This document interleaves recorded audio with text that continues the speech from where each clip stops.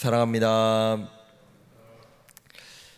우리가 오늘 읽은 본문 46장부터 48장까지는 이스라엘을 핍박한 바벨론에 대한 멸망과 심판, 그리고 이스라엘을 향한 구원의 약속을 다루고 있는 본문들입니다. 이스라엘 백성들은 지금 바벨론으로 인하여 나라가 망하고 포로기를 겪으며 많은 의문을 가지고 있던 시기였습니다. 이런 의문이었습니다. 만일 우리가 섬기는 하나님이 참신이 맞으시다면, 우리가 정말로 선택받은 민족이 맞다면 지금 우리들은 왜 지금 이런 고난을 겪고 있고, 하나님이 세우신 이 나라는 대체 왜 바벨론에게 망하게 된 것인가 라는 질문이었습니다. 더불어서 이런 질문까지 나오는 것이죠. 과연 우리 하나님, 우리 여호와 하나님은 저 바벨론보다 강하신 것이 맞는가 라고 하는 질문까지 이어져 갔습니다. 그렇기에 자신들의 죄악으로 인하여 나라가 망하고 심판받았음에도 불구하고 계속해서 하나님을 의심하고, 또 바벨론이 섬기던 신들을 따르고 우상들을 따르던 이스라엘의 모습을 우리는 발견하게 됩니다. 이 바벨론이라고 하는 나라가 섬기는 우상 신들이 있었습니다. 오늘 본문에 나오는 1절에 등장하고 있는 벨과 느보라고 하는 신들, 우상들이 있었습니다. 이 벨과 느보는 바벨론이 숭배하는 대표적인 우상들이고, 이 벨과 느보는 우리가 잘 알고 있는 다니엘과 그 세 친구가 이제 이름을 강제로 계명당하죠. 그 이름에 들어갈 만큼 바벨론에서 강력하고 또 많은 사람들이 숭배하는 중요한 신이고 중요한 이름이었습니다. 하지만 그 벨과 느보, 바벨론을 상징하는 벨과 느보가 결국엔 어떻게 될 것이다? 엎드러지고 구부러질 것이다 라고 하나님께서는 말씀하고 계신 것입니다. 결국 이 바벨론은 우리가 알다시피 바사 제국 페르시아에 의하여서 이 나라가 망하게 됩니다. 사실 이 역사적인 상황들을 경험하는 이스라엘 또한 자신들의 나라가 망하는 것도 그들에게 큰 충격이었지만, 동시에 페르시아에 의해 절대 망하지 않을 것 같았던 그 바벨론, 너무나 강할 것 같았던 그 바벨론이 너무나 급속하게 망하는 것 또한 이 이스라엘에게 너무나도 큰 충격적인 일이었습니다. 여기에 하나님의 메시지가 담겨 있는데요.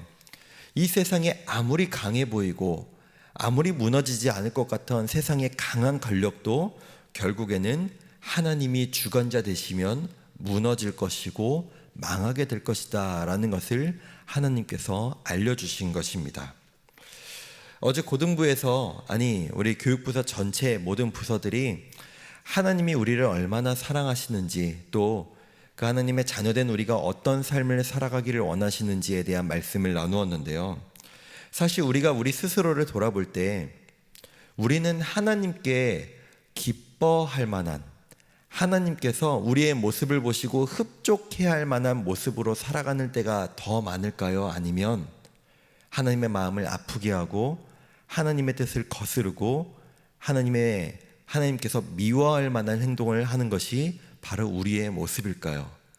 사실 우리는 우리 가슴에 손을 얹고 얘기할 때 우리가 하나님의 마음을 시원케 하고 기쁘게 하는 삶을 살았던 것이 더 많았다기보다, 하나님의 마음을 아프게 하고 하나님이 원하시지 않는 방향으로 살아갈 때가 더 많음을 우리는 고백할 수밖에 없습니다. 즉, 우리는 하나님의 자녀될 만한 충분한 자격과 조건을 갖춘 자들이 아닙니다. 마찬가지로 지금 현재 이스라엘 백성들 또한 마찬가지였습니다.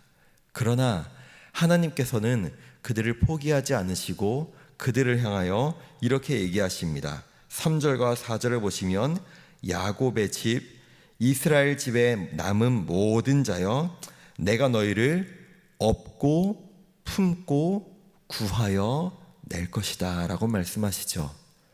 그들의 죄악으로 인하여, 그들이 하나님을 버리고 떠넘으로 인하여 그들은 심판을 받고 하나님의 징계를 받았지만, 하나님은 그들을 버리신 것이 아니라, 그들을 포기한 것이 아니라 결국 그들을 품고 안고 구원해낼 것이다.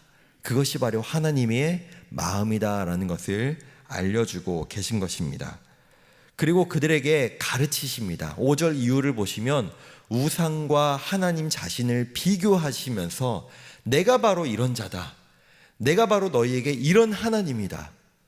너희는 지금 무엇을 따라가야 하겠느냐라고 그들을 책망하시며 너희가 따라가야 될 자가 누구인지를 분명하게 말씀하고 계십니다. 너희가 섬겨야 될 자가 누구인지, 너희가 신뢰할 자가 누구인지, 너희가 따를 자가 누구인지를 말씀하고 계신 것이죠.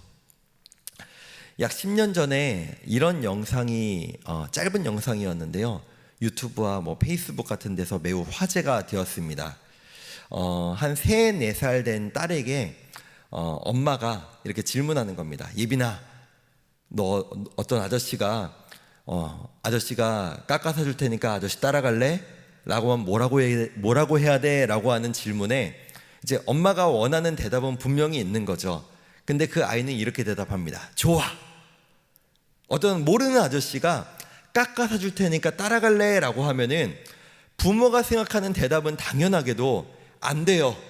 안 따라갈 거예요. 라고 하는 대답을 하는 것이 부모가 원하는 대답이고, 장성한 우리가 보기에도 그 대답을 해야 되는 것이 맞는데, 아이의 입장에서는 그 엄마 아빠는 보이지 않고 지금 눈앞에 그 달콤한 과자가 더 따라가고 싶은 대상인 것이죠.